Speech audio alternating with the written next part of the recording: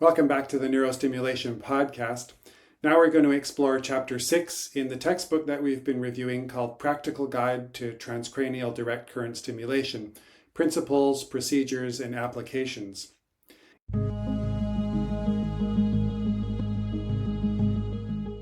In Chapter 6, we're going to unpack the latest findings in tDCS safety in both human and animal studies. We're going to break myths down, and we're going to highlight the current best practices for risk management in both clinical and research settings. So let's look at the framework for safety evaluation first of all.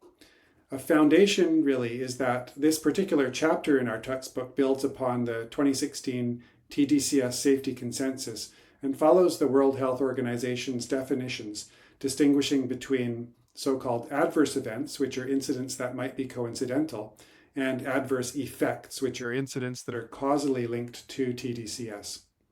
So what's the gold standard of concern? Serious adverse effects, which could include things like brain tissue injury, lasting functional impairment, or adverse outcomes that lead to hospitalization or death, causally linked to stimulation. Notably, temporary sensations like tingling, itching, or mild headaches don't count under this strict definition of safety. Those are considered to be tolerability issues. So what the evidence tells us. Across more than 33,000 tDCS sessions and over 1,000 individuals in formal trials, there has been zero evidence of irreversible brain injury. There's been no causal link to things like seizures or hospitalizations due to conventional protocols at around less than or equal to 40-minute sessions at less than or equal to 40 milliamperes of current. Animal studies are backing this up. Even when tissue damage was observed in animal models, it only occurred at stimulation levels an order of magnitude higher than what's used in clinical tDCS in humans. So for conventional tDCS, safe by all evidence-based measures. Now let's look at how risk is assessed in animals and humans. Animal data is used to establish a damage threshold by identifying the lowest current level that causes histological brain injury. Histological is a technical term that refers to injury that's observable at the level of the brain tissue. So if you were to take, in the lab, if you were to take a cadaver sample of a brain that's been donated for research, and you were to do a thin slice and have a look at the actual brain tissue itself, then histological damage relates to what you can see either with the naked eye or with a microscope that relates to the actual tissue sample. Researchers avoid using oversimplified summary metrics like total electrical charge or charge density unless the mechanisms of injury are well understood.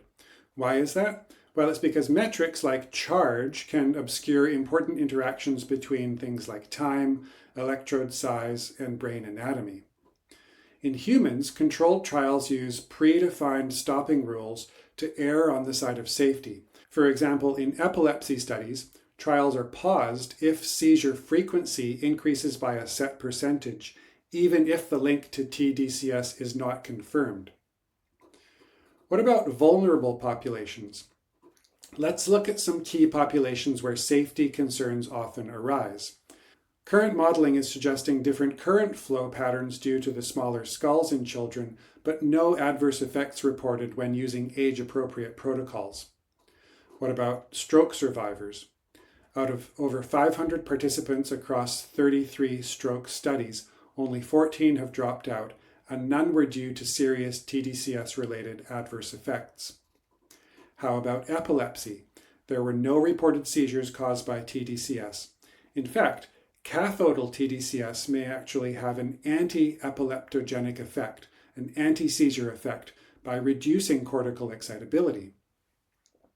What about people with brain implants? Skull plates or other cranial implants are excluded from some studies, but this is often precautionary, not because there's any proven increased risk. Now let's look at, is home tDCS safe? The short answer, yes, if it's done right and under supervision. Clinical trials involving home use of tDCS have shown no serious adverse effects when using medical-grade regulated devices, high compliance and tolerability when combined with telehealth supervision and proper caregiver training.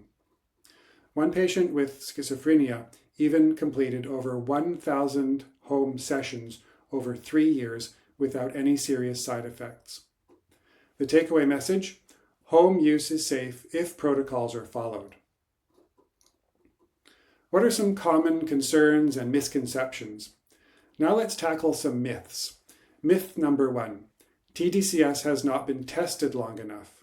In reality, multiple clinical trials with over 100 sessions in certain individual patients spanning months to years shows no evidence of cumulative harm. Myth number 2. It's dangerous for older adults.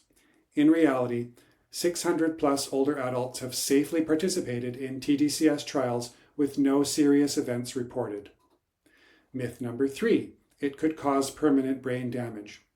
In reality, lasting neuroplasticity is part of the goal, but without meeting the strict criteria of tissue injury or lasting dysfunction, such changes don't qualify as safety concerns. In fact, they likely relate to the positive effects of this technology.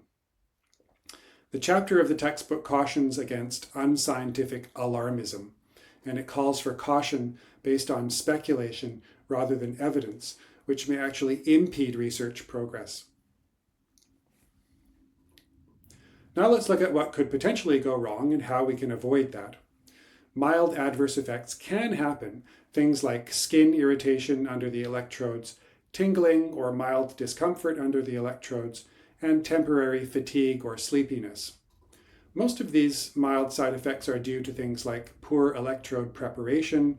For example, if it's a sponge type electrode, if there is an inadequate amount of saline solution or gel so that the sponge is overly dried out. It could be related to improper placement or montage of the electrodes on the scalp. And it could be potentially related to usage errors in other off-label or DIY type knockoff applications. The fix here is standardized training, quality medical grade equipment, and good skin contact techniques. Now let's consider some final safety guidelines and map out the road ahead. So what are the real-world safety takeaways here? We need to be looking at conventional tDCS parameters, less than or equal to 4 milliamperes, less than or equal to 40 minutes per session. These are evidence-backed and safe. Serious adverse effects are extremely rare and causally unproven. Home use is safe under supervision, and vulnerable groups can be safely included with tailored protocols. However, vigilance is still important. It's important to use ethics research board approved protocols in studies, to maintain clear stopping rules, and also to track all events carefully.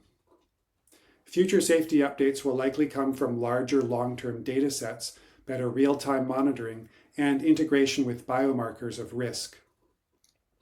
So in closing, when it's applied responsibly, transcranial direct current stimulation appears to be one of the safest forms of neuromodulation currently available. It offers a compelling combination of accessibility, portability, low cost, and safety, all backed by thousands of sessions and robust research data. Thanks again for tuning in. I really appreciate your time, your attention, and your curiosity. If this helped to clarify any doubts that you might have had about tDCS's safety, please share this with colleagues, patients, anyone that you think might be interested in learning more about this technology. Don't forget to like and subscribe to this podcast to make sure that you never miss an episode. Please leave a review, a question, or a comment in the comment section below, as well as any suggestions for topics that you'd like us to cover in future episodes. So until next time, don't forget to tune into the next episode of the Neurostimulation podcast, and we'll see you there. In the meantime, take care, be well, and stay curious.